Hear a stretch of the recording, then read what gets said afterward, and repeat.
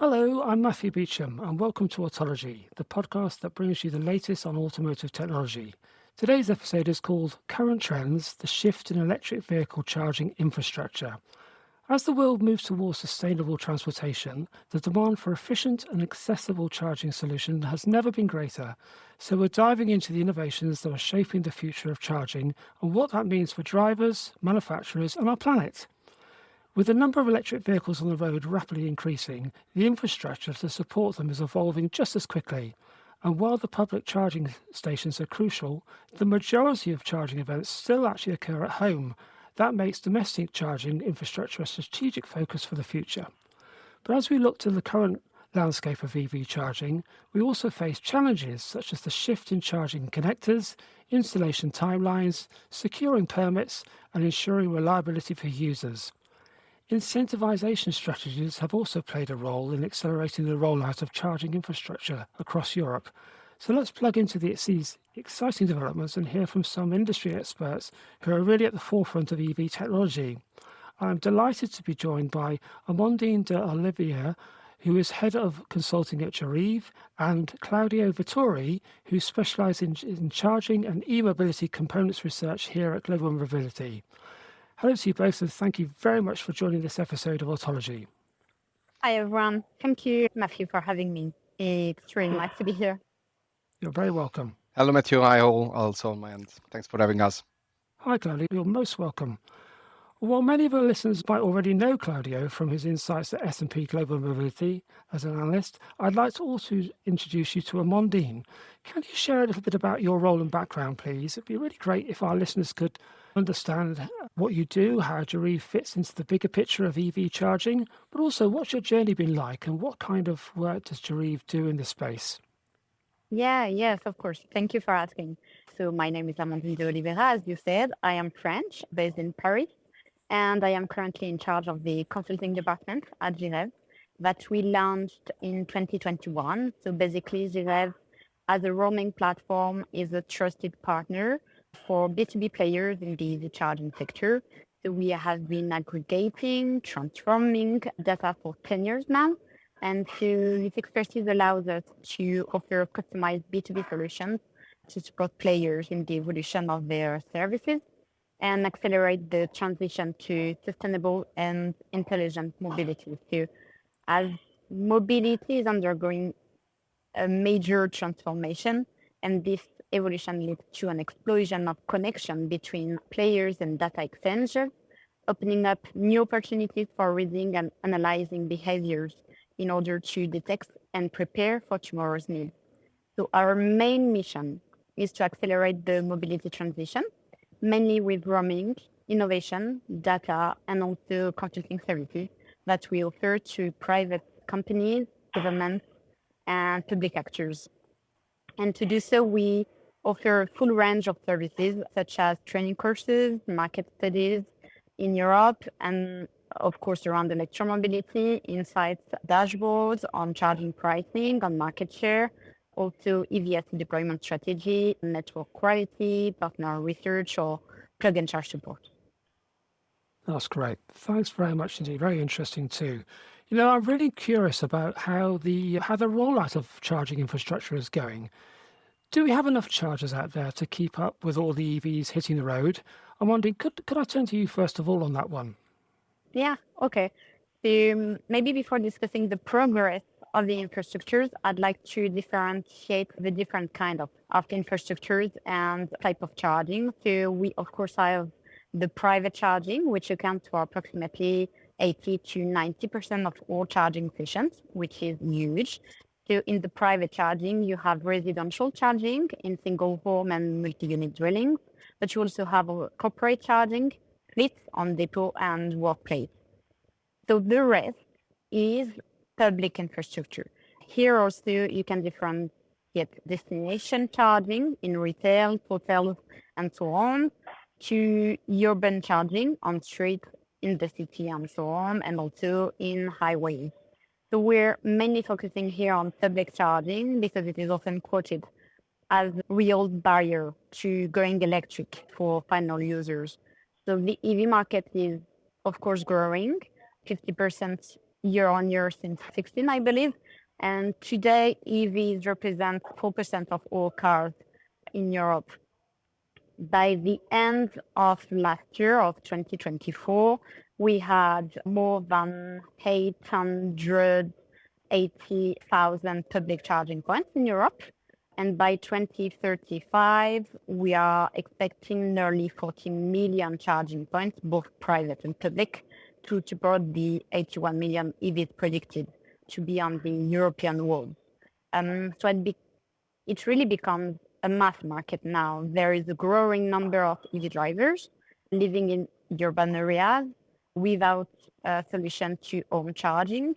So the public infrastructures really need to be ready. This is why you have the highest growth over the past 5 years, with the most rapid expansion for fast charging also. So the growth of the infrastructures has to adapt to the upcoming needs, and the infrastructure should be deployed where the demand is the most important. So to answer your question, there is sufficient public infrastructure as of today in Europe, I believe, but this is not always how it is perceived, first of all, by the audience, because an electric car does not charge only in fuel stations like we used to know about our cars. With your EV, you charge when you go shopping, when you're at home, when you're working on the highway, every time you stop. So there is basically a real need for changing habits as long as to continue the charging deployment. That's great. Very interesting. Thanks very much indeed, Claudia. Could you enlighten us with some data from S&P, or any thoughts from you? Yeah, sure, Matthew. And thanks, Amandine, for paving a little bit of way. I mean, you already explained a bit, the basic, argumentation by where the infrastructure will be. I mean, I'm fully in agreement with you about the pathway. We are expecting, a steep ramp up over the next a few years to accommodate and support the EV deployment in all the countries. Of course, globally, we are expecting a steep increase of EV charging infrastructure, where Europe, of course, will be part of the bigger role. And of course, we have like some other giants, as China coming first with numerically wise. But Europe will still play a role, and we are expecting UK within the European economies to be, one of the first. You also mentioned a little bit about, the difference distribution, and of course, I mean, the domestic infrastructure is going to be kind of an essential element for all the EV drivers, especially for the ones getting access to a private garage or to like an overnight accommodation for the car. On top of it, of course, there is still a role that will be played by the public and semi-public infrastructure to accommodate all the people not having a full access to a garage. And in this context, of course, what is named HGC, the high power charging infrastructure, would be quite essential. We are expecting that out of the global market, the DC charging infrastructure at a high power rate will be quantified in a minimal rate. It's going to be like a minor portion when compared to, for example, to the domestic, in the range of between 1% and 3% of the global charging infrastructure expectation. That said, this will also play a pivotal role, because this is something, this is a service, is no longer a charging infrastructure, is something that will support, the EV drivers, especially into the unconventional trips. And you also said about the perception and the definition of what is sufficient or not, which is always a good question and a good answer. Of course, I mean, numerically wise, we have plenty of stations that are really already well used when it comes to in terms of utilization rate and energy deployed at the charging per point or charging station level. Of course, there are other stations that are really, really in the low profile utilization. And of course, the situation changes importantly when you move from one location to another one. And you also mentioned, I mean, as another good point about the perception. And I'm not sure how the audience is familiar with our product, but on a yearly basis, we do launch a consumer survey that touches more than 8,000 respondents. And we do have some questions about the charging infrastructure sufficiency. And I mean, we are still perceiving that especially in certain areas, especially outside the cities, the consumer are still like not completely in agreement about they are not all happy about the type of deployment we have had so far. And we are also expecting the most interesting part is that for the people already exposed to the technology, the confidence about existing infrastructure and the infrastructure to be built grows importantly. So of course, I mean, there is still a long way. I mean, we have a steep increase expected behind the corners, and in the years to come. Of course, then there will be challenges, and this is where we can have our stress test in terms of the capability of coping with the EV deployment expected. No, that's great. Thanks very much indeed, both. It's very clear that that while home charging is still the go-to for most EV drivers, public charging is stepping up big time. Now, with Europe, that's set to add millions of chargers by the end of the decade, including a huge jump in high-power stations. We're looking at a brighter future for those longer trips. Now, I wonder if we could dive into the current state of EV charging infrastructure in Europe. It's a dynamic landscape, and I'd love to hear your thoughts on what does it look like out there and what kind of challenges are you running into. Claudia, do you want to go first on that one? Yeah, sure. Happy to cover that. I mean, that's a great question because it was effectively the closure of my first answer, and so fits very very well in the sense of course, I mean, as we said, I mean, we have a steep increase expected, and the amount of EVs that, despite the slowdown we have had in 2024, and which is going to be still impacted 2025, the technology will come and will be available for consumers and will be on the road sooner or later. And of course, there are still challenges when it comes to the infrastructure. And these challenges are more for the charging point operators or for the installers. So for all the stakeholders that are operating to the charging service. I mean, there are challenges that are not properly related to Europe, but is effectively something that happens in North America and China when it comes to, for example, the connector shift. I mean, for all the audience that is exposed to the news and the news, there have been over the last few months and years a couple of kind of switch and transition from the original connector which has been used in North America, the CCS solution, towards the Tesla or the new NACS connector. When it comes to, with these big changes and big OEMs moving from one connector to another, these pose challenges on the installation, because you need to keep your charging infrastructure, being sure that everyone will be available and will be capable of charging properly at your charging station. Again, this is not something that is going to happen in Europe, where we are expecting a stabilization towards the CCS. But when we take a step back and we look into the comparison of regions, that's something we are observing. I think in Europe, one of the major challenges we're having at the moment is probably the lead time, and when it comes to the installation, from the time when you are making the investments until the time you are going to make revenues, going to have, the utilization rate in a proper manner. And this is extremely challenging because when it comes to, new players entering into the market, into the charging infrastructure, there is like an upfront investment that they really need to get repaid fairly soon. And this time between having the station in place and fully in operation is basically a matter of time, losing money, right? And I mean, it's quite interesting because when it comes to, we have had in the past situations where, having a DC charging station installed took up to 24 months. We have talking about 2 years where before having a proper station in place. And when it comes to comparing to China, this dramatically, is very relevant because we are talking about weeks in compare of months, if not years. And of course, this is going to pose challenging. And I think North America is not much better. There are some countries some states where the situation gets really, really close to Europe. And maybe the other challenge is a little bit is somehow correlated to what we said now, because the reliability of charging stations, we are still having a lot of charging stations that are out of order and takes time to be repaired. But again, our sufficient and well structured back end infrastructure that can support an easy fix of all the station is also somehow correlated to the financial conditions, as well as the utilization rate of all the charging station in place. But I'm sure that she might have a better, understanding and feeling about the situation in Europe. Yeah, I'm Yeah, wondering, go for it. yeah, I'm not sure for a better one, but at least what I can say is that what Claudio just said is really interesting, and for me really reflects the main pain issues for the players in this ecosystem, especially on profitability, which really takes time. I would add that the landscape in Europe is by industry players, initiatives, and user needs, media speech, and the evolution of policy. And today the market is really dynamic with increasing deployment and many initiatives for faster charging. But of course, there are obstacles to the ramp up of e-mobility as a whole among them. So I would start with the complexity of grid permitting procedures that impede public charging deployment. With that, the peak demand management with smart charging is going to be a real challenge for the next few years. Also, the complexity of charging prices, especially with the lack of transparency for the end users that does not comply really with the several consumer law rules. I will add also on top of that the quality of data that is, for now, I believe, not sufficient enough to provide EV drivers with correct information, generating frustration.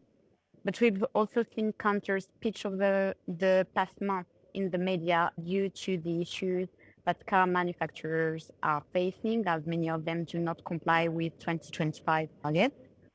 We welcome at Gira the automotive action plan that was announced at the very beginning of March to boost Europe's automotive sector and to ensure its competitiveness. Although we think that introducing so many flexibilities for car manufacturers is not really a good sign for external investors. And we believe that the announcement for charging infrastructure will accelerate HDV and fleet electrification as well. To finish, I believe that both European and national policymakers have a key role to play in here, that the industry today needs policy predictability to really unlock long-term investment in the infrastructure because CPOs, as Claudia said, are not profitable yet or are, have, are facing real difficulty to be, and so they need to invest a lot. Thanks very much indeed, both of you, for that. Actually, it seems like the shift in charging connectors and the timing of installations is just scratching the surface, really. Now, I'm really interested in the incentives for charging infrastructure and how they're influenced the rollout across Europe. Claudio, what's your take on that? How do you see these incentives shaping the future of EV charging? Yeah, it's a great question, Matthew. And as you probably know, our team is trying to cope with the complexity of mapping what is happening across the globe in terms of incentivization, and the form of incentivization changes frequently and changes in their forms about how they are subsidizing the EV charging infrastructure. Is in general good message in general is that the EV charging infrastructure so far has been somehow were very well supported by the financial, the financial availability of incentivization progress across the globe, and these happened, across all the domains, ranging from domestic to public AC, public DC.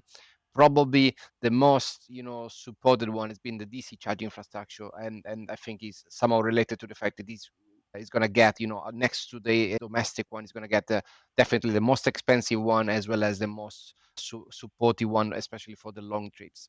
And over the last years, I mean, we have seen increases of and on the subsidies. And I think in 2024, we have seen also an increase of infrastructure supported with Australia really taking a step towards incentivizing the charging station, which kind of incentive that is now doubled in 2020 in this year in 2024 as you compare with the 2023. I mean, US has been traditional country where the subsidy of EV charging has been quite well deployed. Of course, the situation now is about to change, and we know, for example, that about 3 billions of fund have been delivered already to all the states for the NIVA under the NIVI program for the infrastructural law, bipartisan infrastructure law, and these are supported importantly, the deployment of charging station together with, the direct charging points, managed by the local authorities. Of course, changes into the political angle might have a, important impact in the mid short term about, the expectation, the deployment rate of charging stations. So yeah, we are expecting that in the midterm. I mean, the especially until we get, a financial condition, a utilization rate that will support financially the charging point operators. The incentivization program will remain and will be quite essential for to get the scale of deployment we are all expecting. Maybe another comment is quite interesting is about the the charging infrastructure. We have seen over the last few years, an increase in terms of subsidizing programs towards DC wall boxes. So a new form of charging infrastructure that will be built on DC rather than AC. And we are expecting, for example, that I don't know, Switzerland has been one of the first mover towards, subsidizing these kind of solutions. We are expecting that in the years to come, the bidirectionality, which implies, vehicle to grid, vehicle to home, vehicle to load, will probably scale up a little bit, and the deployment of this kind of infrastructure, subsidies can definitely support the evolution of these new technology and new source of energy that can also save investments on the grid side. Yeah, that's the situation. I think, yeah, we're still needing them, but in the long term, hopefully when the financial will get better, and they are not going to be longer anymore. Very interesting indeed. Thanks very much indeed for that. I'm just curious what trends, Dean, you might be seeing coming in the EV charging space. How is Derive getting ready for these changes? And what do you think about the interoperability or affects the adoption of EVs? How do you see things going? Yes, from our data, what we can see is that the fast charging is on an upward trend, as we have discussed.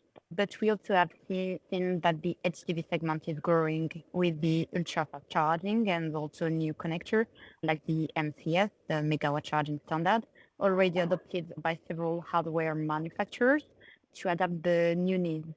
The HDB fleet needs are going to be a real part in the ecosystem because it will generate new demand on the grid and create new needs. The industry is actually collaborating to define this new use case, enable booking to avoid waiting time, for instance, and find also solutions for grid flexibility.